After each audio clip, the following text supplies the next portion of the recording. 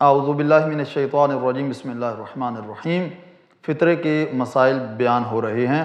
آج ہم بیان کریں گے کہ فطرہ آپ کس کو دے سکتے ہیں۔ یعنی ہر شخص کو آپ فطرہ نہیں دے سکتے، بلکہ اس میں کچھ شرائط ہونا ضروری ہیں۔ اگر وہ شرائط پائی جائیں گی تو پھر آپ اس کو فطرہ دے سکتے ہیں، وَإِلَّا آپ اس کو فطرہ نہیں دے سکتے۔ سب سے پہلی چیز یہ ہے کہ جس کو آپ فطرہ دے رہے ہوں وہ شخص فقیر ہونا چاہیے۔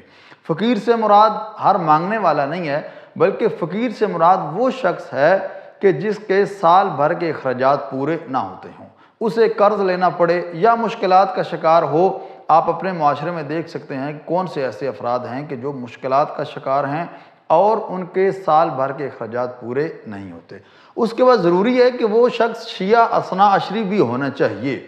یعنی ایک تو سال بھر کے اخراجات نہ پورے ہوتے ہوں، دوسرا یہ ہے کہ وہ شیعہ ہونا چاہیے۔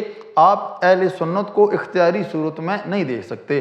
یہ ایک الگ بات ہے کہ اگر آپ کو شیعہ نہیں ملتا، لیکن یہ کہ کوشش یہی کرنی چاہیے کہ آپ پہلے شیعہ اثنا عشری کو ہی اپنا فطرانہ دیں۔ اس کے بعد یہ کہ وہ شرابی نہیں ہونا چاہیے۔ اگر کوئی شخص شراب پیتا ہے تو آپ اس کو فطرانہ نہیں دے سکتے۔ اس کے بعد یہ ہے کہ بے نمازی نہ ہو۔ آپ اس شخص کو نہیں دے سکتے فطرہ کہ جو شخص نماز کا پابند نہ ہو۔ اس کے بعد کھلا مکھلا گناہ کرنے والا شخص نہ ہو۔ کئی لوگ ایسے ہوتے ہیں کہ جو سرعام گناہ کرتے ہیں۔ جو افراد اس طرح کے ہیں آپ ان کو بھی فطرانہ نہیں دے سکتے۔ اس کے بعد یہ کہ جو شخص ناجائز کاموں میں خرچ کرتا ہے، آپ کو پتہ ہے کہ اگر میں اس کو پیسے دوں گا، فطرہ دوں گا، تو وہ ناجائز کاموں میں خرچ کرے گا، تو پھر آپ اس کو فطرہ نہیں دے سکتے۔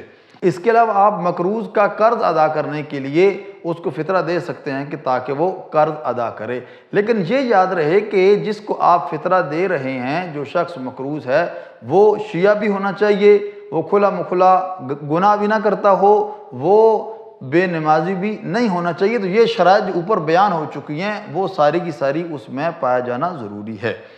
اور اس کے بعد یہ کہ مستحب ہے، بہتر یہی ہے کہ پہلے آپ دیکھیں آپ کے قریبی جو آپ کے رشتہ دار ہیں آپ ان کو فطرہ دیں۔ اگر ان میں یہ شرائط پائی جاتی ہیں، آپ اپنے ہمسایوں میں دیکھیں، اگر ان میں یہ شرائط پائی جاتی ہیں تو آپ ان کو دیں۔